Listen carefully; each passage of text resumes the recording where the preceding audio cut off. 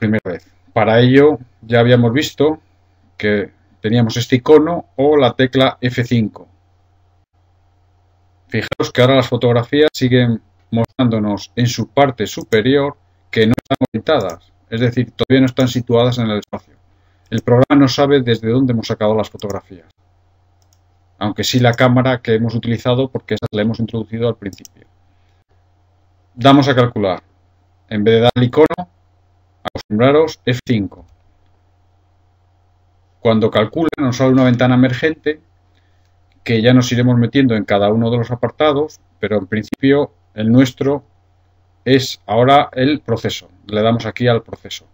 Pero fijaros que hay una marca sobre el grabar proyecto antes de procesar. Esto es importantísimo, porque si no a veces nos emocionamos, metemos muchos puntos, al final se nos queda el ordenador colgado por cualquier cosa y todos esos puntos o ese trabajo que hemos hecho durante un cierto tiempo no nos sirve para nada.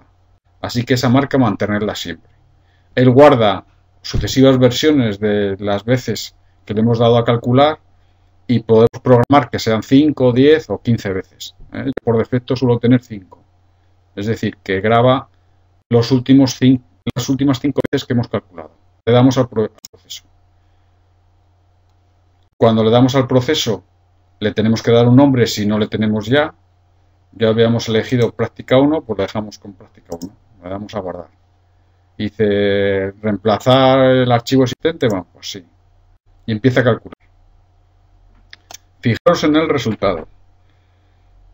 Nos aparecen dos pequeñas ventanas. A la derecha una que nos indica un número en las abscisas de 0,757 y a la izquierda, bueno, pues la marca del OK que nos muestra un pequeño informe si queremos o una ayuda. En la parte derecha, en la ventana de la derecha, que es la más importante y en la que siempre nos tendremos que estar fijando, este 0,75 nos indica que el proceso es bastante bueno. En general, los procesos buenos están por debajo de 1, lo cual no quiere decir que a veces pues tengamos errores por encima de 1, es decir, valores por encima de 1. Incluso a veces hemos llegado a tener 3 con buenos errores de precisión, o sea, con buenos errores en cuanto a la precisión de los modelos. Aunque hay una relación bastante directa entre este valor de estos bajos y una precisión buena. 0,75 es bueno. Cuando nos introduzcamos en las nubes de puntos, en el escaneo con nubes de puntos, estos valores deberían de estar por debajo de 0,25. Cuanto más bajo sea, más preciso es el modelo. Y a medida que vayamos introduciendo puntos, este valor debe de ir bajando. Es decir, siempre tendremos que estar fijándonos que este valor vaya bajando a medida que vayamos introduciendo puntos.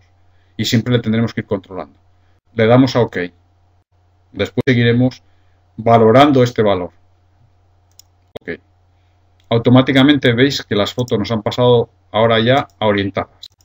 Es decir, el programa ya sabe cómo están sacadas esas fotografías. Y a que introducimos sucesivos puntos, él irá mejorando el cálculo. Pero ya al principio ya tiene una aproximación estimativa de dónde están estas fotografías. Podemos ahora ver en 3 dimensiones cuál es la posición de estos puntos entre ellos, ¿no? Una posición relativa.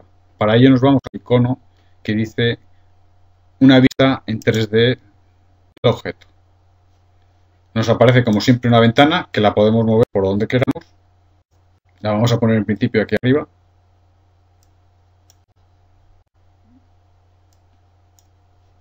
Y estos puntos ya están en 3 dimensiones.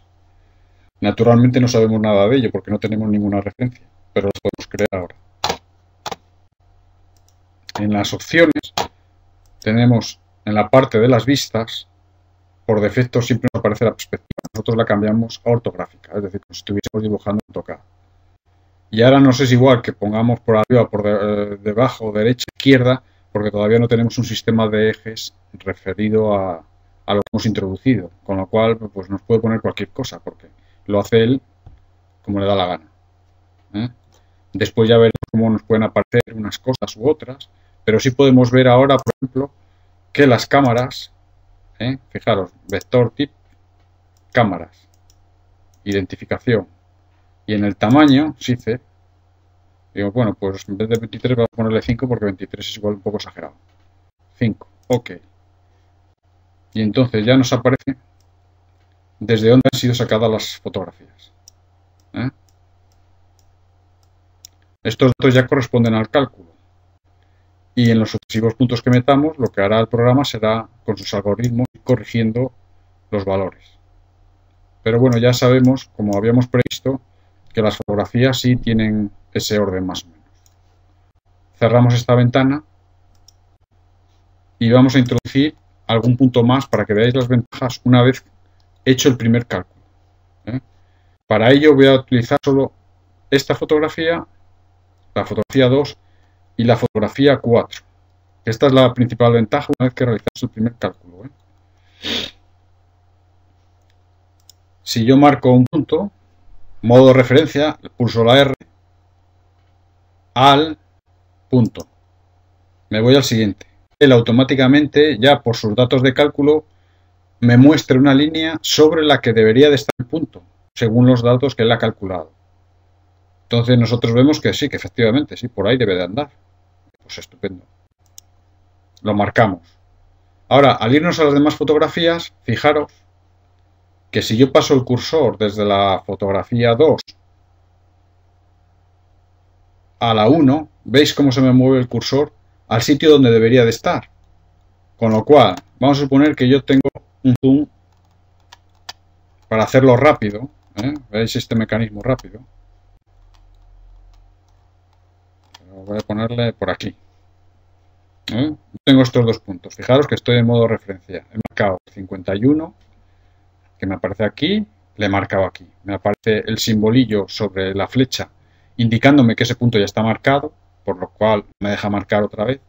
Pero si me voy, fijaros lo que ocurre ahora al pasarnos a la foto 1, que automáticamente el cursor se me mueve y la pantalla se me desplaza al lugar donde él cree que debe de estar el punto, lo cual es una ventaja muy considerable, porque podemos ir, naturalmente podemos utilizar la tecla Alt, podemos ir muy deprisa marcando puntos.